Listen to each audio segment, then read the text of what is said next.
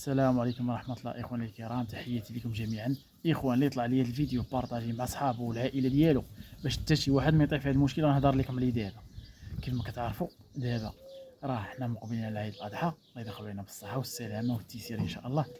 الناس اللي شرات الله يسهل عليها، واللي مازال ما شرات الله ييسر ليها. نتمنوا الخير للجميع إن شاء الله. غير هو كاين واحد الفئه ديال الناس كتشري قبل العيد مثلا بواحد 10 ايام او اسبوع. كنهضر على الناس اللي كتشري من السوق وكدي عندها المحل ديالها، مثلا كيكون عندها شي مكازا او شي محل خيوي او فين يدي.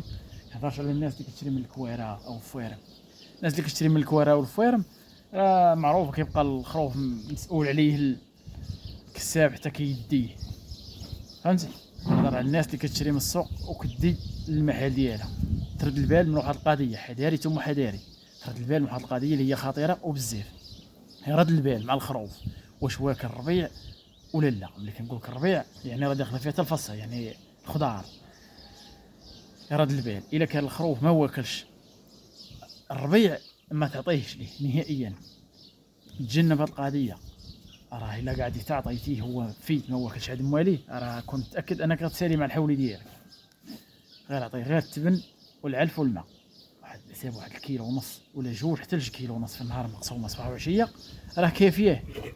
او تاع غير كيلو كافيه، كيلو صباح كيلو عشيه، باش ما تبلوكيش الخروف. ما حتى ما عارفش لي السيستيم ديالو، فهمتي. حاول ترد البال من القضيه. وباش تعرف الخروف انه فيت واكل الربيع ولا ما واكلش، راه باينه واضحه. الخروف اللي واكل الربيع راه باين، واللي الربيع راه باين. مثلا الخروف اللي ما واكلش الربيع كيكون نقي فوق القياس، كيكون بيض بزاف، تتقول مواليه مصبنينو. هذاك راه ما واكلش الربيع، كان غير كيعلف صافي. كان ياكل غير العلف، ما ضايق لا فصه لا ربيع هذاك. دابا الا كان ما واكلش الربيع وعطيتيه حتى الخضار، غتقيسو المراره كيكون هو سمين موجود. والمراره راه معروف راه كضرب غير السمينه. راه الكسابه اللي كسابه كتشمتهم هاد القضيه هادي. واحد المراره ما كتعطيكش شي سابق انذار او كتعطيك شي اشاره بان الخروف راه مقيوصه ليه المراره، لا والو.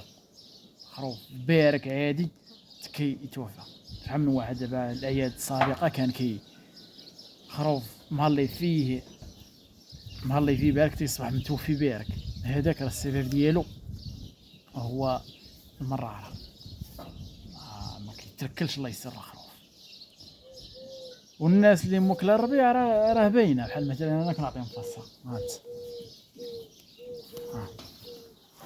واكلين الفصه. هاد ما كنعيا نفرش ليهم، كنفرش ليهم، نقول يوميا نغب نهار نفرش ليهم شو اللون ديالهم كيفاش داير.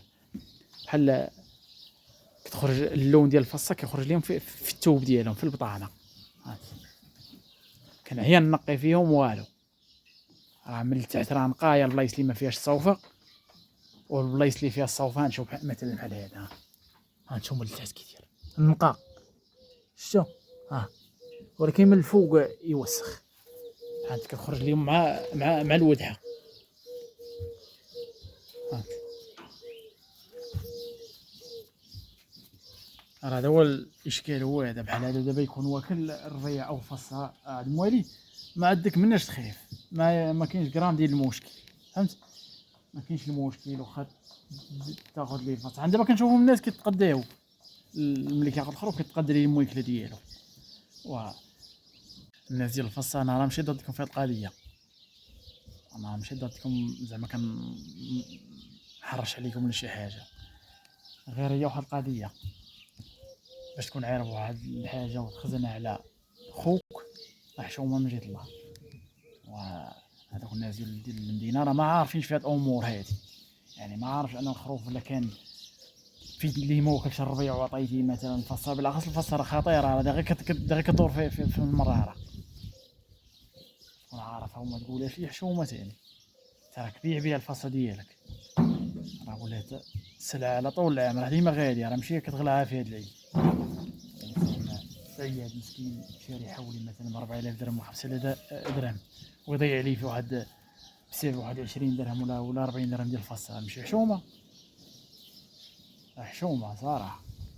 المهم انا ناقشوا معكم هذا الفيديو وانتم حاولوا الفيديو تمروا للاصدقاء والعائله ديالكم باش حتى شي واحد ما يضيع في البهيمه ديالو. وحاول الى عجبك الفيديو دير واحد المتابعه. السلام عليكم.